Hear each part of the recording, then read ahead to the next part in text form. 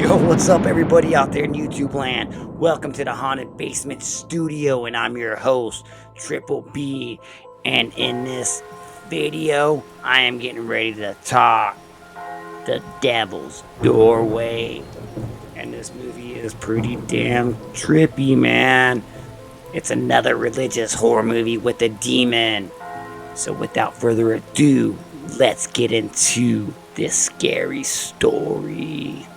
In the chilling autumn of 1960, an extraordinary series of events unfolded within the walls of Mandalay Asylum in Ireland, forever altering the lives of those who dared to investigate the enigma that awaited them. The Vatican's bishop, upon receiving an anonymous letter accompanied by photographs, dispatches two priests to delve deep into the mystery claims of that the statue of the Virgin Mary wet tears of blood in the asylum chapel.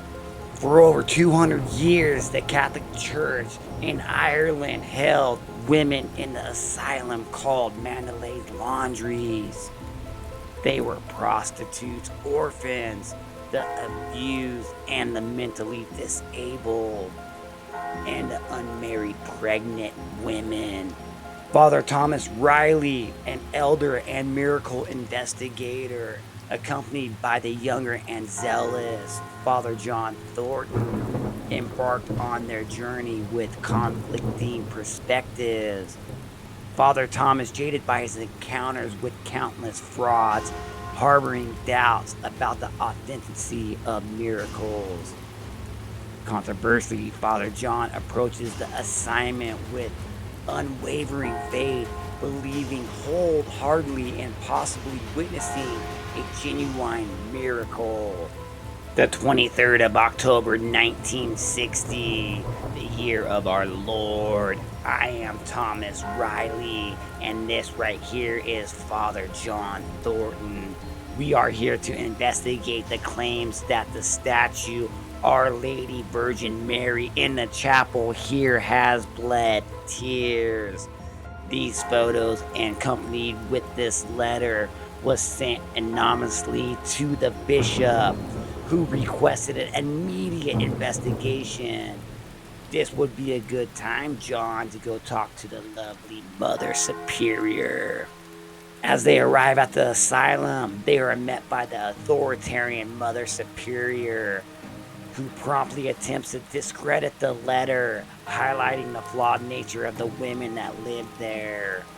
She coldly accommodates the priests in separate corridors, making her disdain for their presence abundantly clear. Mother Superior now is telling Father Riley nothing more than I would like to have our beloved Holy Mother resending signs here. Beautiful thing, wouldn't it be? But I'm afraid that you have been tricked. There are not all good girls here. Well, I'm sure that we can get to the bottom of this once I interview the girls.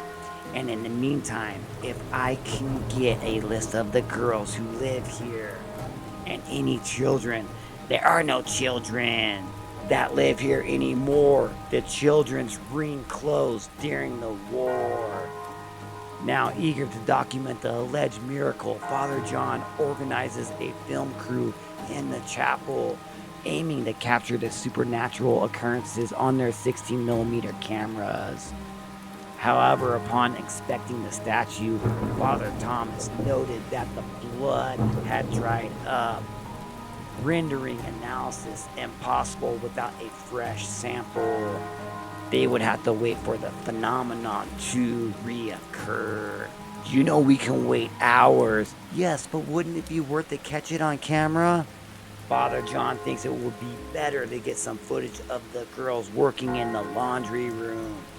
Meanwhile, Father John sought to interview the asylum women, but discovers they were subjected to cruelty, punishment, and labor exploitations. Disdain access to the chapel These women endured harsh treatment while maintaining the asylum's cleanliness and running the local laundry business. Father John's inquiries reveal the depths of abuse suffered by these diligent inmates, and he brought the matter to the attention of Reverend Mother. Reverend Mother now looks at the camera and says, "I hardly think we need that here. We've been directed to document everything." Well, if you wouldn't mind to get to the point, I've got work to getting on. With all respect, Reverend Mother, we become concerned about how girls have been treated here in this home. Isn't that lovely? Please, I'm only trying. To what, Father? Come on, don't hold back. Coming into this house and casting aspirations on me? Who do you think you are? You send all the country's dirty wee secrets here, hitting my home and sailing off without a care in the world. Sweep it all under the carpet and expect us to hide the dirty laundry. Isn't that it, Father? Leave all the dirty work for the women. Reverend Mother, I don't think. No, you don't think, do you? You worry about how we treat the girls. Ha ha ha. What about how you treat us? Leave us to hide all the messes and cover it all up, and sworn to the all and holy, then thou. Do you know how many of the church's messes I personally had to clean up? Do you know how many babies were born here, fathers? Who were fathers? Father? Haha, didn't think so. Didn't you think that you want to either? Too busy lording it up in this place, aren't ya? In that response, the defiant Reverend Mother acknowledges the church's history of encountering stolen secrets and dismisses the priest's concerns. She emphasizes the magnitude of the messes she had personally cleaned up, hinting at the scandals and the illegitimate children born within the asylum walls. Now the priests are isolated from the women and the nuns and separated in a different part of the building. During their stay, Father John experiences particular disturbances, awaking him at 3 a.m. The eternal sounds and visions of playful children haunting the hallways. Troubled by these occurrences, he confides to Father Thomas, only to be met with denial. The next day, Father John is interviewing Father Thomas. What was your first experience with the miraculous? I've never had an experience with the miraculous. What was your first experience with evil? What is this all about, John? I've been doing this for 25 years, son. I've been all around the world, but the evil I've seen has always been in humankind. There is no evil in this world or the next that can surpass that is done by human hand. And that goes for the miracles as well. Oh, I've seen moving statues. I've seen Our Lady herself standing on the white rooftops in Portugal. I've seen water turn into wine. But all the miracles I've seen, John, you need to pay heed to his. Can all be explained by the trickster fraud. Just some priest with a magic lantern. But we don't want to believe that, do we? It's more fun, isn't it? Less scary, isn't it?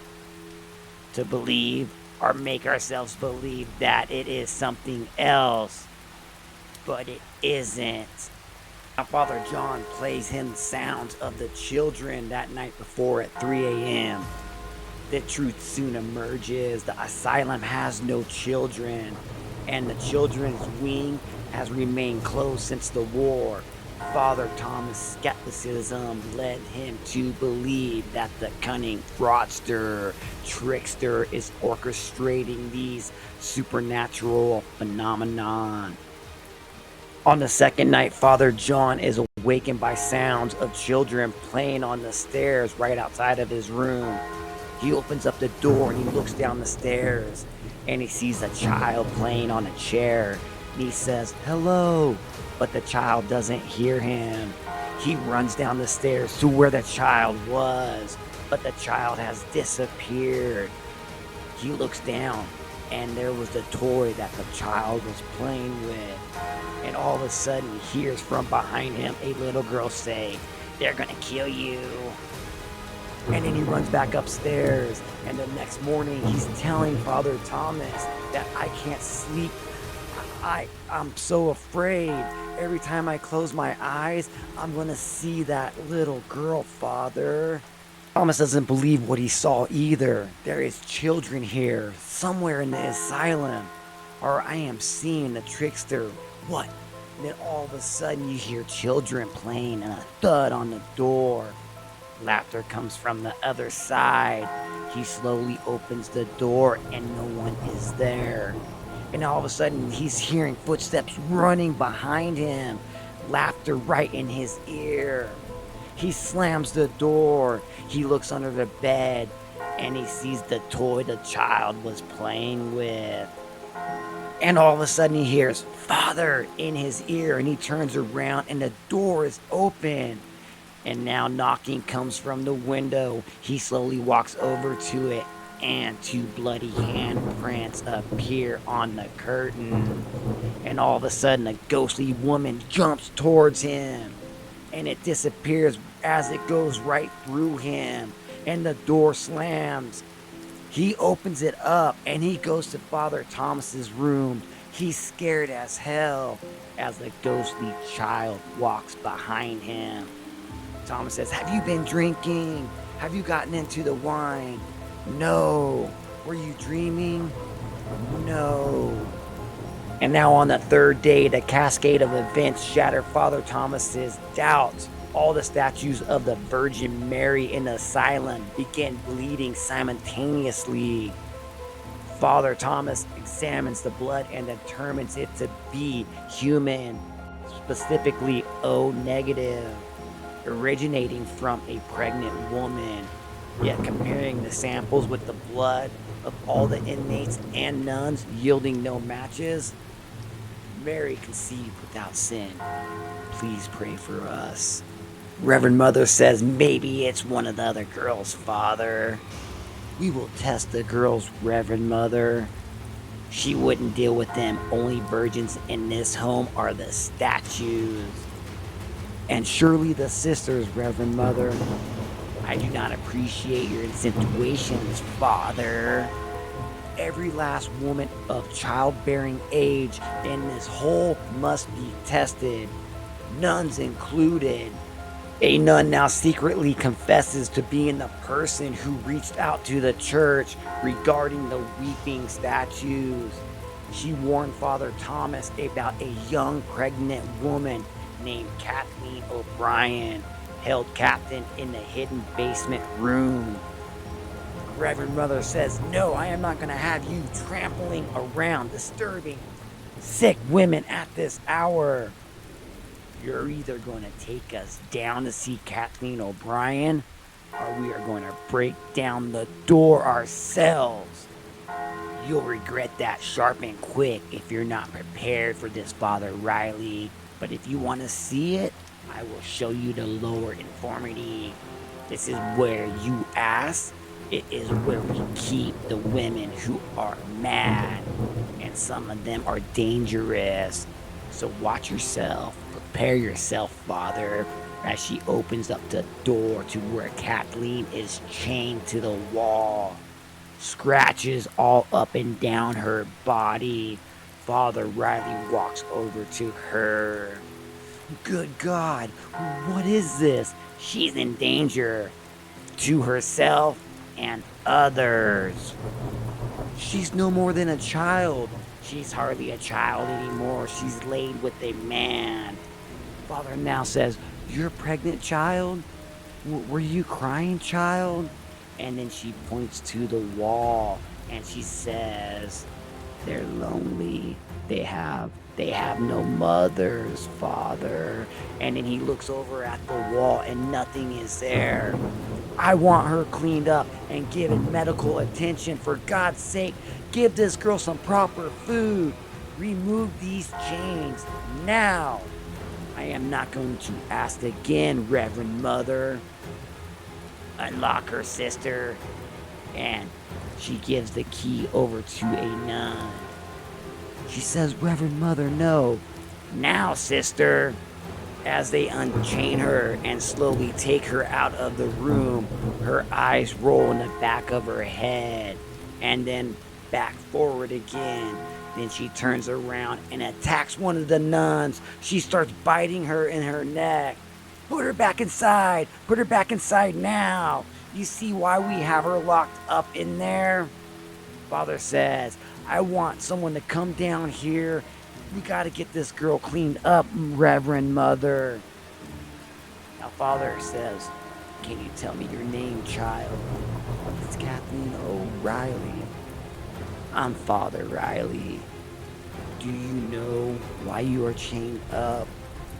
The girl is dangerous.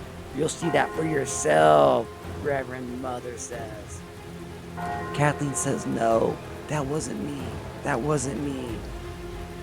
You've got to help me. I didn't do anything. I swear. I didn't. I shouldn't even be here. I didn't do it. It wasn't me. It wasn't. And then she turns to him and speaks in ancient Greek. Father says, what did you say? The girl speaks Greek? Ancient Greek? Who taught her that? No one. How did you know that? I didn't. Do you know what you said? Yes, but I don't know how. She knows because she is the devil.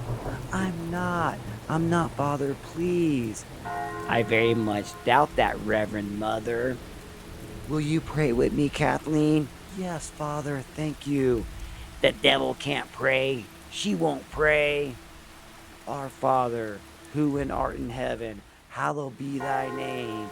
As Kathleen starts to pray with him, screaming comes from one of the nuns being attacked by an invisible entity. Make it stop, make it stop. Good God, I'm not doing it, Father. I'm not, I swear. We need to get this girl a doctor. There's an evil all around us. There is evil in each one of us.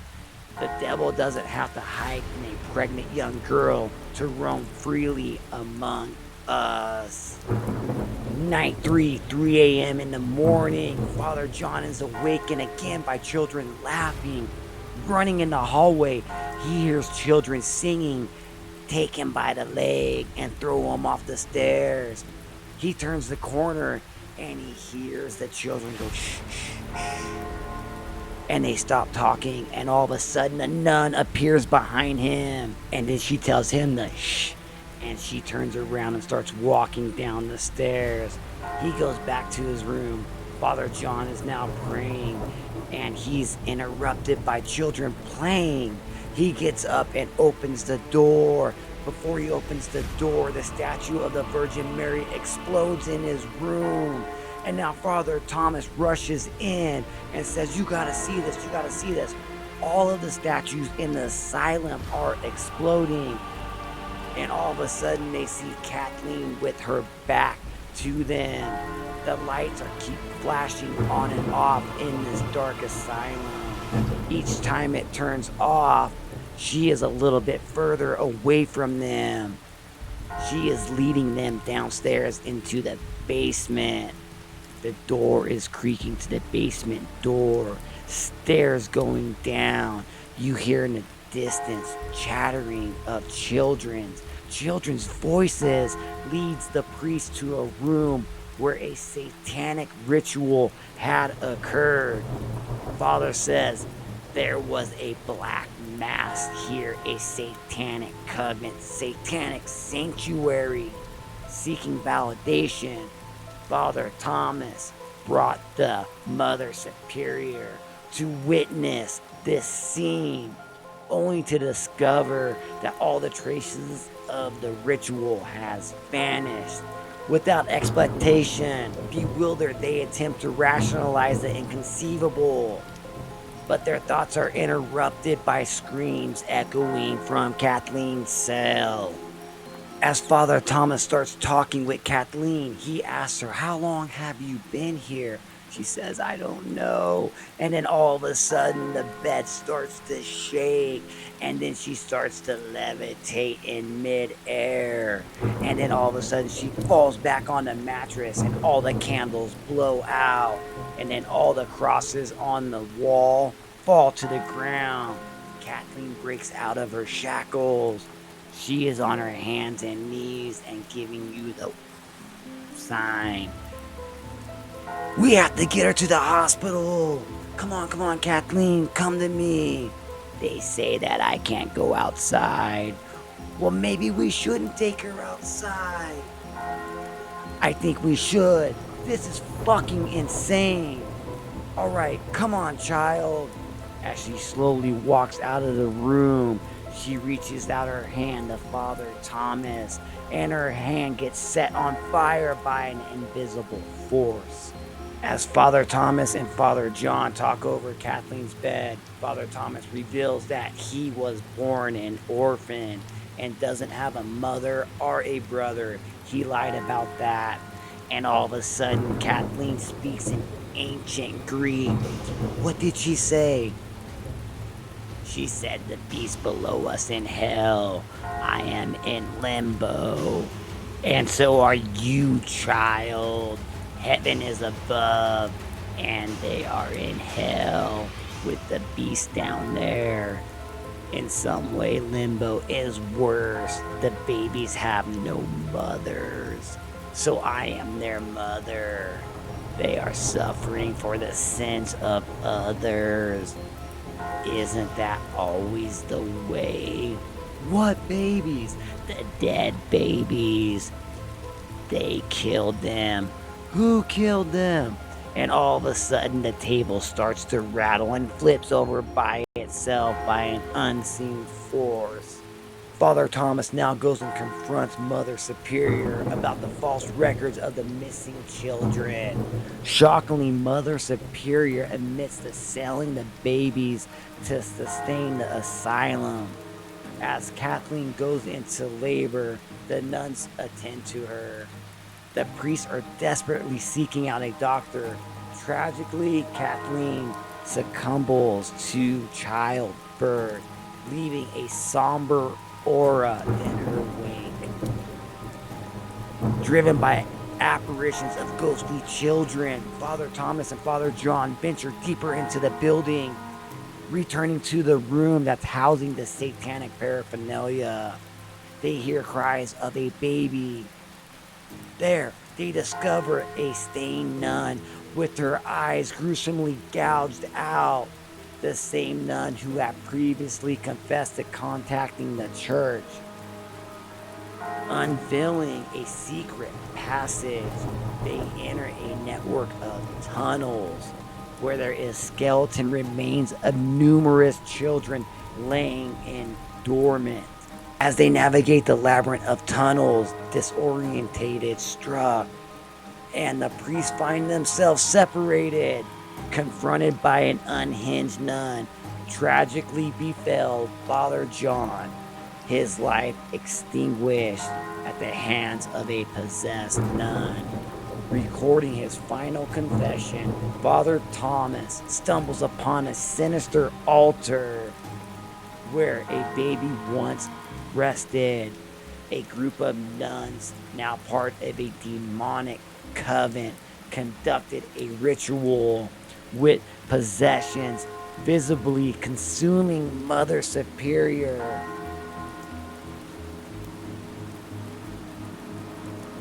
"Come home, Thomas," launching an assault on the bewildered priest.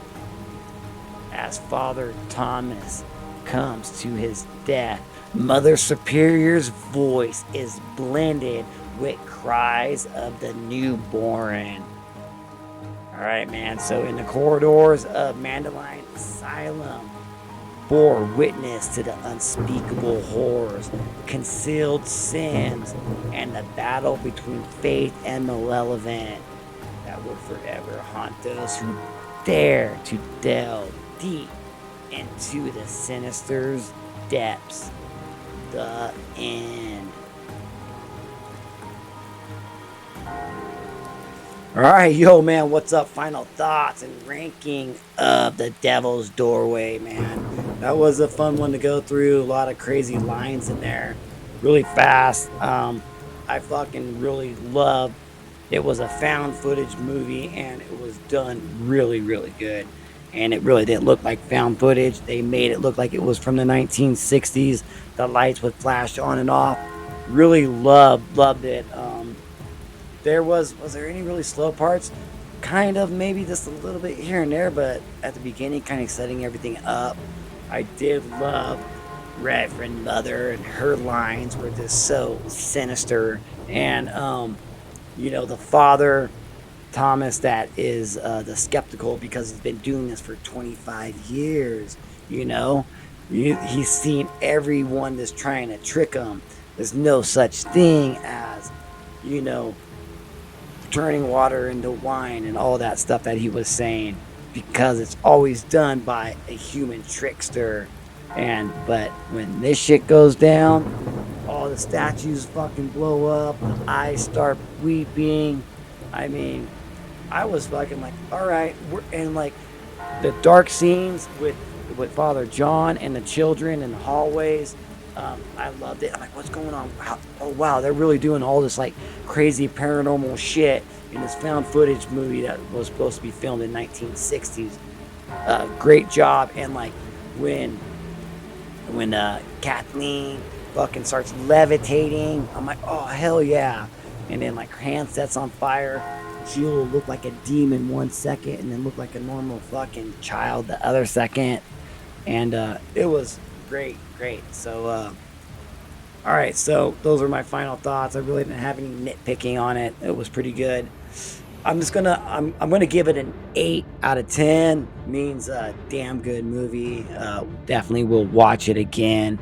And the story on it, the story for me, because the story, what I just narrated, you guys tell me what you think of the story.